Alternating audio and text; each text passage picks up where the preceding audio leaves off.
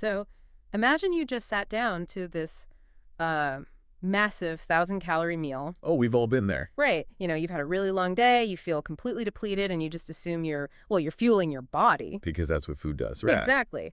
But then, like an hour later, you can barely keep your eyes open. You didn't actually gain any energy. You actually lost it. Yeah, you've essentially put yourself into a severe physiological energy deficit. It's wild. And welcome to today's deep dive. We are exploring some newly translated excerpts from episode 34 of a program called Mission 180. Specifically a text titled Vitality on the Plate, right? The Living Food System. That's the one. And our goal today is to help you, the listener, answer one very, let's say, uncomfortable question. Oh, it really is. Is the food currently sitting on your plate actually giving you life, or is it actively aging you? Which is such a profound shift in perspective, honestly. Yeah. Because we operate on this fundamental, almost unquestioned assumption that calories equal energy. Right, it's just math. You feel tired, you consume calories, you should logically feel less tired. Exactly. But when that mathematical equation breaks down, when we eat and then just feel incredibly lethargic, we usually blame, I don't know, our sleep schedule or... Stress levels. Yeah, stress or just getting older. But the source material we're looking at today argues that we are fundamentally misunderstanding what we're putting into our bodies. Yeah, we're looking at this concept the text refers to as ahar shuddhi, which translates to dietary purification. Right. And often when we hear the word purification, we think of some like extreme temporary juice cleanse, Yeah. or some moralistic approach to food. Like a fad diet or something. Exactly. But the text immediately strips away that trivial framing. It presents this not as a matter of taste or a temporary diet, but as a choice between two entirely different physical operating systems for the human body. And what's fascinating here is how clinically the source treats this choice. It frames nutrition as a literal matter of vitality versus decay. Vitality versus decay, that's heavy. It is. It forces us to look at the extreme downstream consequences of, well, the metabolic systems we adopt. By contrasting two polar opposite lifestyles, the text strips away the illusion that we can find some middle ground with processed foods. Right, no middle ground. No. It argues that your body is either in a state of energy accumulation or energy depletion. There's just no neutral territory. Wow. So to understand the system that builds energy, we first have to dissect the default system that, let's be real, most of us are running on right now. Yeah, the standard approach. The text personifies our modern default eating habits through a character named Seth Karodimal. And if you look at Seth's lifestyle, his diet is entirely built around what he calls convenience. Which is such a loaded word here. Oh, totally. Yeah. He relies on packaged foods, canned goods, frozen meals, basically anything that prevents him from having to prepare raw ingredients. And while Seth perceives this as a life hack, something that saves him time and energy, the text labels his diet with a really stark, uncompromising term. Dead food. Dead food, exactly. That terminology is just intense. The defining characteristic of this dead food, according to the text, is the paradox it creates. Right. Because it's incredibly dense in calories. Right. Right? But it possesses absolutely zero prana, which is the life force or biological vitality. Zero prana. Just empty mass. And the physical results of relying on a diet with high calories but zero prana are severe. The text highlights chronic obesity, intense lethargy, and this deep systemic internal weakness. Which brings us right back to that opening paradox we talked about. Seth is consuming massive amounts of potential energy in the form of calories, but he's experiencing profound weakness. Right, because calories aren't what we think they are. Exactly. We have conflated a laboratory measurement, the calorie, with usable biological energy. A calorie is simply a measurement of how much heat is released when you burn a substance in a lab. In a lab, yeah. But the human digestive tract is not a simple furnace, Okay, let me offer an analogy here, because the idea of eating so much and still basically starving for energy requires a bit of a mental shift. It's a bit like earning a massive paycheck, but the entire salary is paid out in a completely hyperinflated, collapsed currency. Oh, that's a great way to look at it. Right. So you might need a literal wheelbarrow just to carry all that cash into your house. It takes up physical space, it feels incredibly heavy, and just carrying it exhausts you. So the wheelbarrow of cash represents the bulk and the calories in Seth's diet. Yes. But when you take that money to the store, it has zero actual purchasing power. You can't buy a single thing with it. The purchasing power is the prana. Wow. So Seth is carrying around this massive load of physical weight, but his cells have absolutely no biological currency to spend. That captures the metabolic burden perfectly, because the sheer volume of that dead matter in the stomach doesn't just, sit there. Right, the body has to deal with it. Exactly. The body identifies it and is forced to process, break down, and ultimately eliminate it. And because the food lacks prana, the body has to finance that entire digestive operation using its own internal reserves. Wait, so you're actually going into biological debt just to process the hyperinflated currency? Yes, it's a net loss of vitality. Man. Okay, so if Seth's convenience diet is actively putting us in an energy deficit, the obvious question is, what's the alternative? Like, how do we eat to stay in a surplus? Right. And that brings us to the opposite extreme presented in the text, The Lifestyle of Master Dinanath. Master Dina. Yeah. He represents what they call the living food system. According to the source, Dinanath operates on a very strict metric. He ensures that exactly 50% of his plate consists of what the text calls sajev bhojan. Which means living food. Right. And the text is highly specific about what qualifies here. It's limited to fresh fruits, raw vegetables, and sprouted grains. Very specific. Yeah. And because this food contains life, it transfers that life directly into the body, resulting in this abundant, buzzing energy, rather than that heavy lethargy Seth experiences. And the raw, unaltered state of these specific foods is the critical factor here. It isn't merely about the vitamin content or, the fiber. It's about the fact that the cells of a raw apple or a sprouted mung bean are still biologically active. Okay, here's where it gets really interesting, but I have to push back a little here. Sure. 50% raw food sounds completely unapproachable for an average person. It is a lot. If you tell a busy family that half of every single plate they serve has to be entirely raw or sprouted, they're going to view that as a massive, unsustainable hurdle. Of course. It sounds like an enormous volume of celery and sprouts just for the sake of following a rigid rule. So what is the actual hard scientific justification for demanding that much raw volume?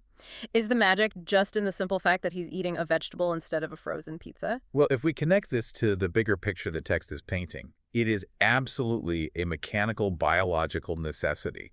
It's not just some dietary trend. Okay. It all comes down to the presence of active, living enzymes. Enzymes. Yes. The text states a profound biological principle here. Only food that currently possesses life can seamlessly transfer vitality into the human body. Oh, wow. So when Dinanath eats that 50% volume, he isn't just eating inert nutrients waiting to be extracted. He is consuming an active, ongoing biological process. Okay, the source refers to this mechanism as the science of enzymatic mechanics. And this is where we learned exactly why Dinanath's raw food gives energy, while Seth's processed food steals it. The text explains that the simple act of cooking or pasteurizing food destroys the natural enzymes present within it. Heat kills the life force. Heat kills the life force, yeah. And this is where the concept of dead food stops being a philosophical metaphor and becomes a literal physiological reality. Right. Enzymes are delicate proteins that act as catalysts for digestion. They're highly sensitive to heat. So when you expose food to the temperatures required for cooking or, industrial processing, those enzyme structures denature. They just break apart. They unravel and become completely inactive. Which means when you eat cooked, dead food, your body is faced with a massive logistical problem. The food arrives in the stomach with no natural mechanism to break itself down. Right, it's just sitting there. And the physiological implication of this, as the text outlines, is that your body is forced to manufacture its own digestive enzymes from scratch to deal with the heavy, dead matter. And creating digestive enzymes is a highly energy-intensive process. When you consume dead food, your body basically has to sound an alarm. Like an emergency response. Exactly. Blood flow is heavily diverted away from your extremities and your brain, rushing to the gastrointestinal tract. Your pancreas is forced into overdrive to synthesize the specific enzymes needed to break down those synthetic processed molecules. So that massive reallocation of your internal resources is why you feel that profound lethargy after a heavy meal. Yes, your body is literally pulling the plug on your conscious energy so it can deal with the emergency in your gut. Wow. But living food, sajev bhojan, circumvents that entire emergency response. The text notes that living food brings its own self-digesting enzymes. Because it hasn't been denatured by heat. Right. So it essentially begins digesting itself inside your digestive tract. And by eating this way, you preserve what the text brilliantly calls your biological battery. Biological battery is such an excellent way to conceptualize human vitality. It really makes sense. You're born with a finite capacity to generate and utilize energy. Every time you force your body to synthesize enzymes from scratch, you are drawing down the charge on that battery. Let's use an analogy to really lock in how enzymatic mechanics works in practice. Love a good analogy. So imagine you're doing a major renovation on your house, right? And you need to hire a contractor. Okay. Eating dead food is like hiring a terrible contractor who shows up to the job site completely empty-handed. Oh, no. Yeah. Not only are you paying him an exorbitant fee, but you also have to go into your own garage, pull out all your own expensive tools, hand them over, and do half the heavy lifting yourself just so he can finish the job. Which is exhausting. That is your pancreas working overtime to digest a frozen dinner. It's an exhausting scenario just to visualize. Yeah. I mean, you are providing the materials and the labor. Exactly. But eating living food, the raw fruits, vegetables, and sprouts is like hiring an elite master contractor. Right. He shows up with a highly trained crew. They bring their own specialized power tools, their own scaffolding, their own materials. You just open the front door, sit back, and let them work. They handle it all. Living food brings its own digestion tools. Your biological battery stays fully charged because you didn't have to provide the labor or the tools. The food did the work for you. And this is the mechanism that completely flips our conventional understanding of eating upside down. As we discussed earlier, society operates on the assumption that eating gives us energy. Right. But enzymatic mechanics reveals that eating is an energetic expense first.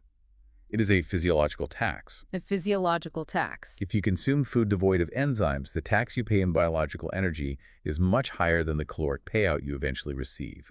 You are constantly draining your biological battery just to process the dead matter. So conserving that battery by relying on the food's own endogenous enzymes is the hidden mechanical secret to Dinanath's vitality. It completely reframes why Seth is waking up exhausted. His battery is constantly blinking red because his internal organs are working a continuous night shift, demanding resources to process convenience food. Exactly. And since preserving this biological battery is the ultimate goal, the source text provides a very specific, almost alarming milestone in human life when this transition from dead food to living food becomes a matter of strict survival. Yes, the physiological stakes get exponentially higher as the timeline extends.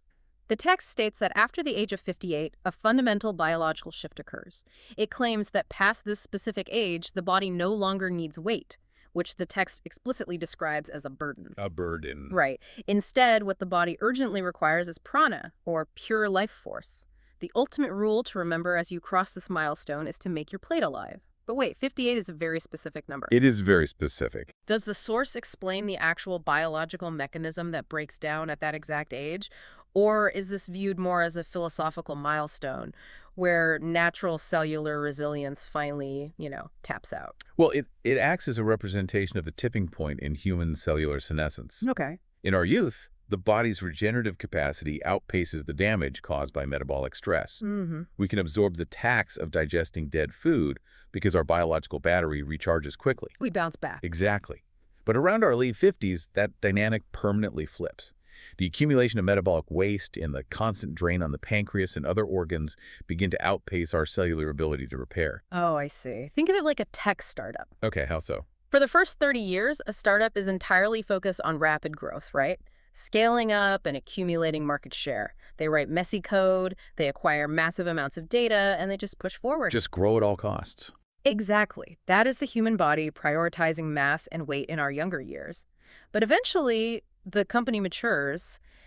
The old, messy code, the tech debt starts slowing the entire platform down. Oh, that's a great point. If they keep trying to blindly scale up and add more bulk, the servers will crash. They have to entirely pivot their strategy. They stop focusing on growth and start focusing entirely on efficiency, cleaning up the code, and maintaining the servers. Right. That is the shift at age 58. You have to stop acquiring mass and start prioritizing the pure efficiency of prana.